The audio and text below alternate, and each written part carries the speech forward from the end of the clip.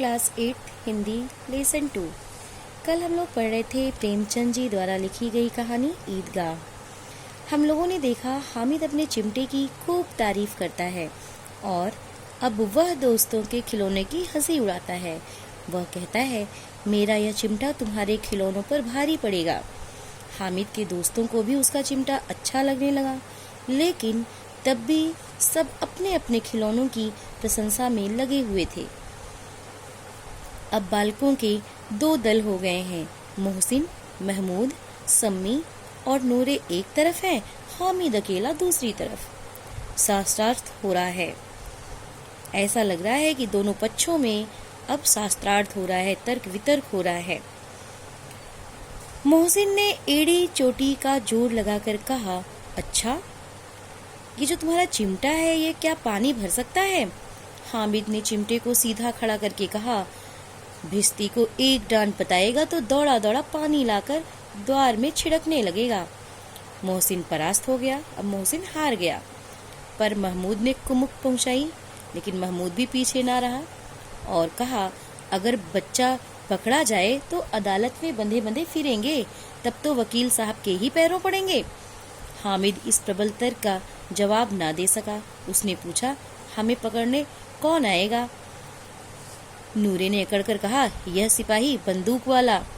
हामिद ने मुंह चिढ़ाकर कहा, यह बेचारे हम बहादुर रुस्तमे हिंद को पकड़ेंगे? अभी जरा कुश्ती हो जाए, इसकी सूरत देखकर दूर से भागेंगे, पकड़ेंगे क्या बेचारे? मोहसिन को एक नई चोट सूझ गई, तुम्हारे चिमटे का मुंह रोज आग में जलेगा। उसने समझा था कि हामिद लाजवाब हो जाएगा, हामिद के पास कोई जवाब नहीं रह जाएगा, लेकिन यह बात ना हुई। हामिद ने तुरंत जवाब दिया, आग में बहादुर ही कूदते हैं जनाब, आग में कूदना वह काम है जो यह रुस्तमे हिंद ही कर सकता है। महमूद ने एक जोड़ लगाया, वकील साहब कुर्सी मेज पर बैठेंगे, तुम्हारा चिमटा तो बावर्ची खाने में जमीन पर पड़ा रहेगा। इस तर्क ने सम्मी और नूरे को भी सजीव कर दिया। अब इस तर्क के महमूद के इस तर्क को सम्मी और नूरे को भी सजीव कर दिया, उन लोगों को भी और उत्साह दिया। कितने ठिकाने की बात कही है पट्टे ने, चिमटा बावर्ची खाने में पड़े रहने के सिवा और क्या कर सकता है? हामिद को कोई फड़कता हुआ जवाब ना सूझा तो उसने धांधली शुरू की। अब उसको जब हामिद को कुछ समझ में ना आया तो जो भी उसको समझ में आया वह अपना बोलने लगा। वह कहा, मेरा चिमटा बावर्ची खाने में नहीं रहेगा, वकील साहब कुर्सी पर बैठेंगे तो जाकर उन्हें जमीन पर पटक देगा और उनका कानून उनके पेट में डाल देगा। बात कुछ बनी नहीं, खासी गाली गलौज थी।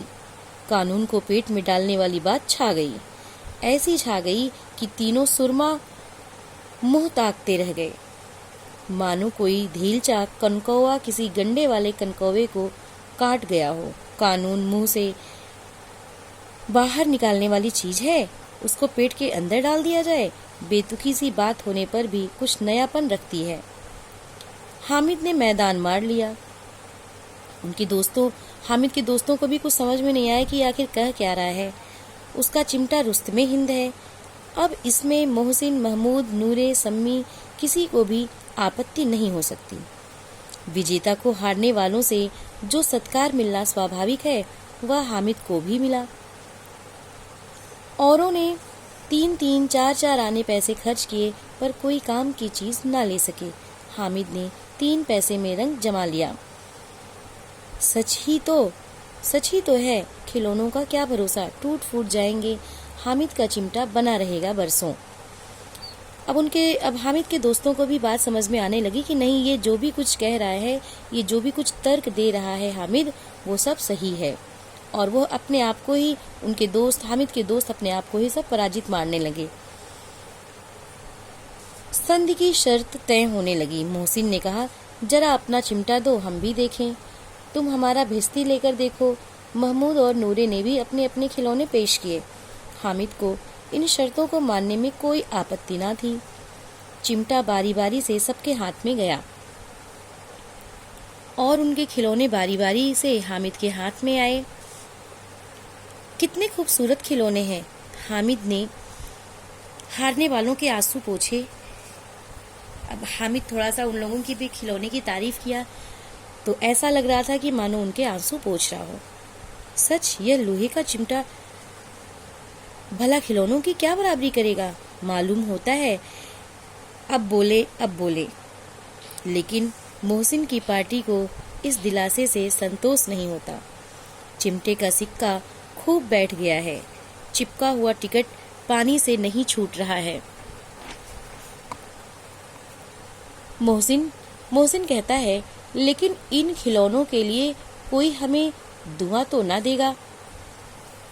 महमूद, दुआ के लिए फिरते हैं, उल्टे मार न पड़े। अम्मा जरूर कहेंगी कि मेले में मिट्टी के खिलौने तुम्हें मिले। हामिद को स्वीकार करना पड़ा कि खिलौनों को देखकर किसी की माँ इतनी खुश ना होगी जितनी वह चिमटे को देखकर होगी। 3 पैसों ही में तो उसे सब कुछ करना था और उन पैसों के इस उपयोग पर पछतावे की बिल्कुल जरूरत ना थी। फिर अब तो चिमटा रुस्तमे हिंद है और सभी खिलौनों का बादशाह। कह रहे हैं कि और अब तो चिमटा रुस्तमे हिंद है और सभी खिलौनों का बादशाह हो गया है, वो सबसे ऊपर हो गया है, सबसे अच्छा हो गया है उसका चिमटा। रास्ते में महमूद को भूख लगी। उसके बाप ने केले खाने को दिए। महमूद ने केवल हामिद को साझी बनाया। उसके अन्य मित्र मुंह ताकते रह गए, उसका मुंह देखते रह गए। यह उस चिमटे का प्रसाद था, यह सब उस चिमटे का फल था। तो आज बस इतना ही, आगे कल। आज आपका होमवर्क है, आप जो भी कुछ अभी तक पढ़े ये फिर से आप पूरा पढ़ेंगे और इसके आगे क्या होता है इसे हम कल देखते हैं। और कल हम ये पाठ पूरा आपको पूरा कर देंगे, पूरा हो जाएगा और फिर हम इसके शब्दार्थ और प्रश्नोत्तर आपको लिखवाएंगे। तो आज बस इतना ही। Thank you.